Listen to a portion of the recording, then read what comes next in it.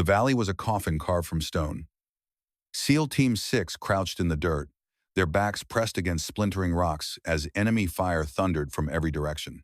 Two Humvees lay in twisted ruin, flames chewing through steel, black smoke spiraling into the fading sky. The commander barked for cover, his voice rasping over the rattle of machine guns. But cover was an illusion here. Every ridge, every slope, every jagged ledge carried the echo of rifles trained on them. A young SEAL, grime streaked across his face, fumbled with a magazine. His trembling hands betrayed what his words confirmed. "Sir, no way out. We're boxed in." His helmet cracked from a near miss, blood trickling down his cheek as he ducked lower. The older veteran pressed a bloody rag against his own arm, eyes sharp despite the pain. "They want us pinned here," he growled. "Make us bleed until the last round's spent." The commander tried smoke. Purple plumes hissed upward, only to be shredded by wind and gunfire. Bullets sparked against stone, hot shards cutting through sleeves and skin. The kill zone was perfect, engineered to suffocate hope itself. Radios spat only static, air support silent as the grave. Then through the haze, a flicker. A pinpoint of light, high on the northern ridge. Too faint for chance, too deliberate for accident. The commander's eyes narrowed, but before he could process, a shot cracked across the valley. The sound was alien here, deeper, sharper than the enemy's AKs. A sniper who had been perched above, sight trained on the young SEAL, jerked violently. A clean hole cut through his scope before his body tumbled lifeless down the rocks. For a heartbeat, the battlefield paused. The enemy faltered, scanning the ridges. The SEALs froze too, confusion flashing across their faces. The commander, heart-hammering, lifted his binoculars. He caught nothing but dust, the glint already gone. Somewhere beyond the smoke and chaos, a phantom had entered the fight. And with a single, impossible bullet, the fate of every man in that valley shifted. High above the chaos, where the shale cut jagged lines against the horizon, she lay motionless.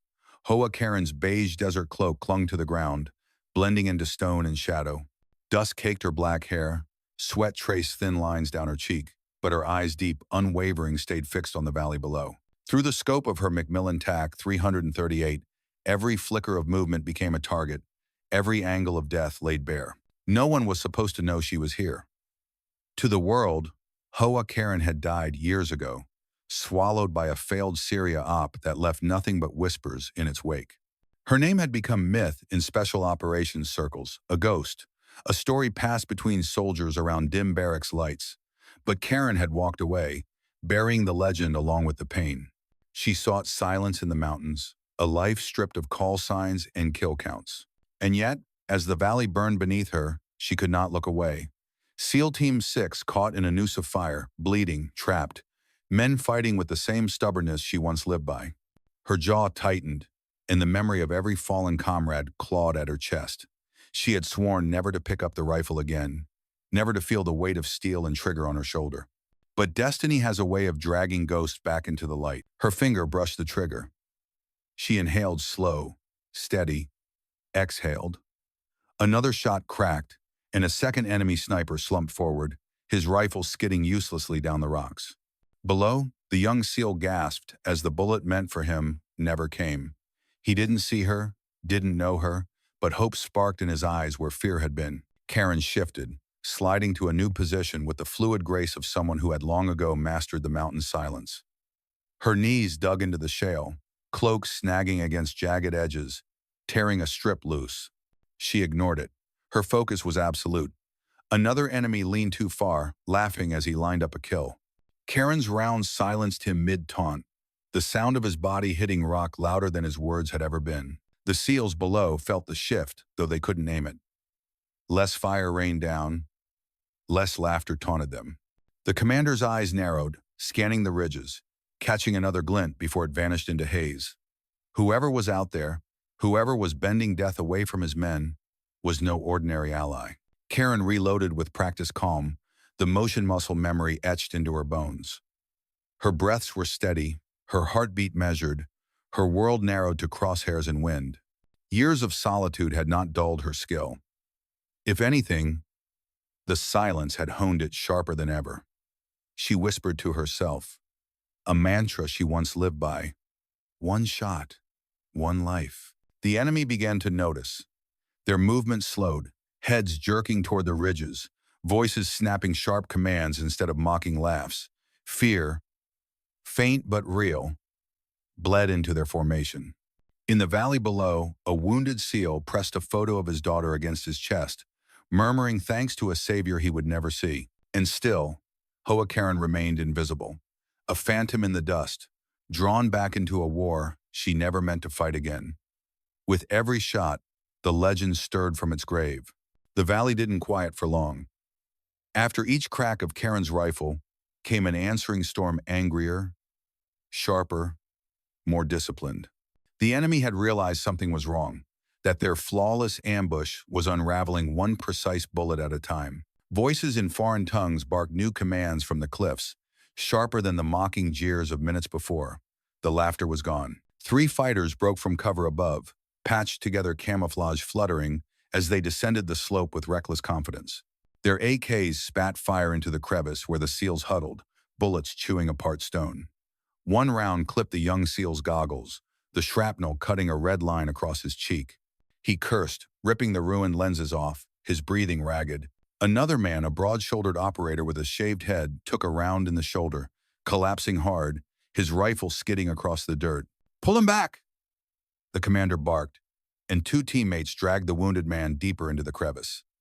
Boots scraped, gear clattered, pain twisted his face. From the cliffs above, one of the fighters leaned out, waving his rifle overhead like a trophy, his voice carried down, thick with mockery. "Die here, American soldiers." The veteran SEAL clenched his fists white against the dirt. Rage simmered in his eyes, but every angle to return fire was suicide. Before he could act, the taunt ended mid-breath. A thunderous crack rolled across the valley. The man's chest burst, his body pitching forward, his rifle tumbling into the rocks below. For a moment, silence hung heavy. Even the SEALs, battle-hardened men who'd faced death 100 times, froze. The young SEAL whispered, almost reverent, "Someone's out there. Someone's got our back." The commander squinted through binoculars, just in time to catch the same flicker of light he'd seen before, a glint from the ridge, gone in an instant. He lowered the glass, jaw tight. Whoever this phantom was, they weren't missing. Karen, hidden against stone, slid to a new nest. Dust clung to her cloak, sweat beaded her temple, but her hands never wavered. Through her scope, she tracked another enemy fighter, edging toward an angle on the commander. She slowed her breath until her chest hardly moved. Her finger squeezed. The man's helmet snapped back, and he crumpled into shadow. Down below, the young SEAL's fear shifted, ever so slightly, into awe. He reloaded with steadier hands this time, glancing up at the cliffs with a mixture of gratitude and disbelief. Beside him, the veteran muttered, voice low but sure, .338 Lapua. That's no AK. Only the best touch that rifle. The name unspoken in his tone hung like a ghost in the dust. The SEALs adjusted their formation. Movements less frantic now, more measured. It was as though they felt an unseen hand guiding them, clearing just enough space to breathe. Hope, thin as a thread but real, began to stitch its way through their fear. The enemy sensed it too. More fighters spread across the cliffs, their voices clipped and urgent. Commands, not taunts. Karen caught the shift in rhythm, the tightening of the net. She remembered this kind of fight, when confidence turns to caution, when the enemy realizes the hunter isn't who they thought it was. Her lips pressed into a thin line. She had seen battles like this before, where the air itself seemed to squeeze the life out of men. Sliding to her next perch, Karen brushed a scar on her wrist, a reminder of a day she had been too slow, too late. Not this time. Her next shot cracked, another sniper folding before he could squeeze his trigger. Below, the commander crouched lower, his voice steady now, despite the chaos. "Keep your heads down. Someone's watching this fight, and they're on our side." But even as relief flickered, uncertainty gnawed. Who was she? Why here?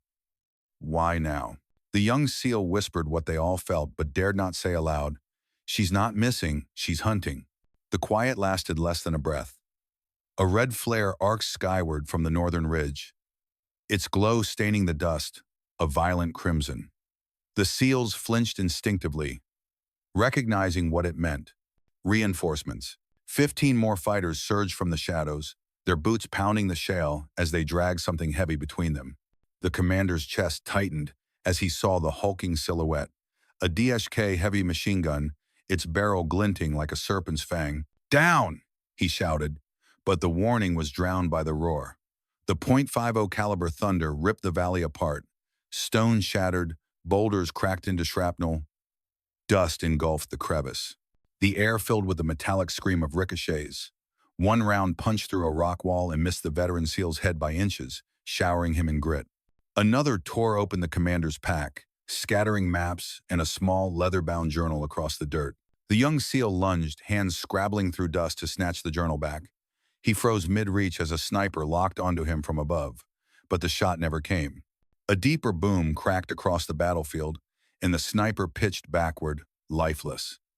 The young SEAL stared at the ridge, heart hammering, then clutched the journal against his chest like a talisman. Karen adjusted her scope again, her cloak whipping in the wind. Through her sight, the DSHAC gunner loomed large, mouth open in a roar as he fed belts into the weapon. She steadied her breath, finger brushing steel. The shot punched through his chest. He collapsed sideways, the machine gun falling silent. But silence was never permanent here. Another fighter scrambled to take the fallen man's place, screaming curses as he grabbed the handles. Karen fired again. His body jerked violently, falling across the weapon. A third man tried. Another shot dropped him before he could even aim. Below, the SEALs blinked through the haze, hardly daring to believe what they were seeing. The commander's voice cracked as he shouted, "Move! Drag the wounded! Use the gap!" Two SEALs seized the broad-shouldered man by his vest, hauling him across the dirt, while rounds still hissed around them. For the first time since the ambush began, they weren't just surviving, they were moving. But the enemy wasn't giving up. 6 new snipers repositioned along the western cliff, spreading out, rifles snapping into place. The trap was tightening again, more disciplined now. Each man aimed carefully, methodically. The kill box wasn't broken yet. Karen's pulse quickened. She dragged herself across the ridge, shale biting into her palms, cloak tearing further. She set up fast, no time for perfection. 3 shots in rapid succession, each from a slightly different angle. 3 enemy rifles went silent. The others hesitated, momentarily unsure if they were fighting an army of ghosts. In that hesitation, the SEALs gained another few seconds of life. In the crevice, the young SEAL bandaged the wounded man's arm with trembling hands. Blood seeped through, but the pressure held. "She's not missing," he whispered to the veteran beside him. "She's here." The older man's eyes never left the ridges. He recognized the rhythm, the impossible consistency. He'd heard the stories whispered in dark corners of bases overseas. Stories of a woman who could turn battles with a rifle alone. His voice rasped. "Nobody else shoots like that." The commander wasn't convinced. Not yet. He pressed his binoculars tight, catching just a trace of movement, a scarf tugged by the wind, a silhouette dissolving back into stone. His chest clenched. He knew the name, the legend. Hoa, Karen. The battlefield erupted again. Another flare, this one green, shot skyward. Reinforcements surged forward, howling as they scrambled over rocks. But this time, their bravado faltered. Men dropped mid-sprint, rounds tearing into their chests before they understood where the fire came from. And then, a pause. A single fighter, a boy, barely old enough to grow a beard, broke cover. His rifle lay just out of reach. He sprinted for it, desperation etched into every step. Karen tracked him through her scope, finger tightening. Then she shifted her aim down, firing into the dirt at his feet. Dust exploded, halting him cold. The boy froze, dropped to his knees, and raised empty hands. The SEALs saw it. Their phantom savior was not just killing, she was choosing. The young SEAL's voice cracked in disbelief. She spared him. The veteran's gaze hardened, a flicker of respect ghosting across his scarred face. "That's no ghost," he muttered. "That's judgment." Around them, the enemy lines fractured. Men shouted, panic rising. The DSHAC crew abandoned the weapon. dragging their wounded back into the cliffs. For the first time, the valley felt less like a coffin and more like a battlefield being won. The commander clenched his fists, adrenaline surging. Whoever she was, this phantom had turned his team's death sentence into a fighting chance. But as the dust swirled and the echoes faded, he knew one truth with grim certainty. This wasn't over. The trap had only begun to tighten, and the enemy would not retreat without blood. And somewhere above them, Hoa Karen whispered her mantra again, unseen, unheard. One shot, one life. The valley had shifted. Where minutes ago it was a tomb, now it pulsed with the uneasy rhythm of survival. The enemy was faltering, their confidence eroding shot by shot, while the SEALs clung to cover with a sliver of hope. But in the eye of the storm, one question hung heavier than the dust. Who was saving them? The commander pressed his binoculars hard against his eyes, refusing to blink. Twice now he'd glimpsed her know something. The way the rifle tilted, the stillness in her shoulders, the impossible calm in a world tearing itself apart. It was more than skill. It was memory tugging at him, an image from years ago. He whispered the thought aloud, though even he didn't believe it. "Oh, Karen." The name froze the veteran SEAL beside him. His weathered eyes snapped toward the commander. For a moment, silence stretched, filled only by the rattle of distant gunfire. Then he nodded once, grim and certain. Nobody else shoots like that. Down in the crevice, the young SEAL overheard, confusion and awe battling across his face. She's dead. She has to be. That's what the report said. His voice cracked. She died in Syria. The veteran gave no answer. He didn't need to. He had heard the legends whispered in smoke-filled tents, the ones men clung to when reality grew too brutal. They called her a myth, a ghost, but he knew better. Myths don't fire .338 Lapua rounds with surgical precision. Another deep crack rolled across the valley. An enemy sniper, hidden behind a jagged outcrop, tumbled lifeless. The SEALs ducked instinctively, but when they realized the shot hadn't come for them, something changed. Their shoulders straightened, their movements steadied. Whoever she was, the unseen sniper wasn't just fighting for them, she was with them. Then the radio crackled. Static at first, sharp and violent, before a voice bled through low, steady female. Night Viper to SEAL Team 6, mission contained. Every man froze. The commander's breath hitched. The veteran closed his eyes like a prayer had been answered. The young SEAL stared wide-eyed at the radio, whispering the code name as though saying it too loudly would break the spell. Night Viper. The name was legend inside the Pentagon's inner circles, known only to a handful. A sniper who had once defied physics itself, pulling off shots that textbooks deemed impossible. A soldier whose ghost story reputation had carried further than her confirmed kills. And yet Night Viper had disappeared, buried under a mission gone wrong, her file marked closed. Now, here she was, alive, speaking. The commander swallowed hard, adrenaline warring with disbelief. He turned his eyes back to the ridge, and this time he saw her. Not a glint, not a ghost, but a woman stepping briefly into the open. Her scarf loosened, tugged by the desert wind. Her face, dust-streaked, sunburned, lined by shadows of years lost, was unmistakable. Hoa Karen. For a moment, the battlefield seemed to still, as though even death itself paused to acknowledge her return. She slung the rifle across her back in one smooth motion, her movements deliberate, unhurried. Those brown eyes swept the valley once steady, unreadable, and then she turned, dissolving into the swirling haze as quickly as she had appeared. The SEALs stared after her, too stunned to speak. The young SEAL's voice broke the silence, soft and reverent. "It's her." The veteran's reply came gravel thick, carrying both respect and sorrow. "That's what she does.